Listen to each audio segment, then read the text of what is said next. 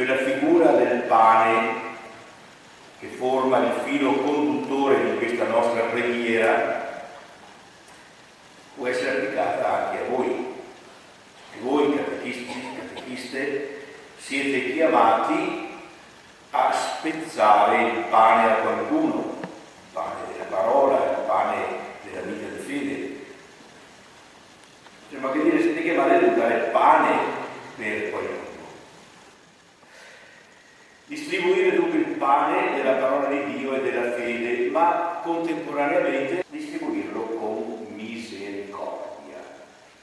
Eterna è la tua misericordia, abbiamo cantato. Quella misericordia di Dio che ci ha dato la manna dal cielo e più ancora ci ha dato quel pane di vita che è Gesù.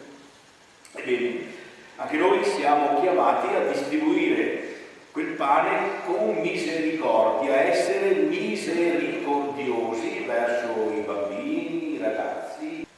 Vuol dire essere pazienti, insieme accoglienti, anche quando ci verrebbe la voglia di perdere la pazienza e di mandarli a quel paese.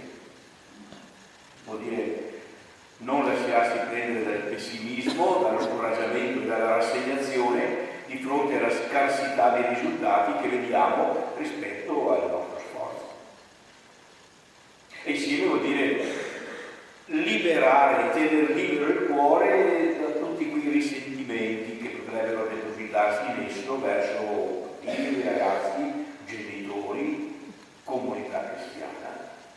L'atteggiamento misericordioso è quello del seminatore della parabola che con una generosità e una speranza incredibili continua a seminare anche nei terreni più strani in cui è meno probabile che il grano germogli.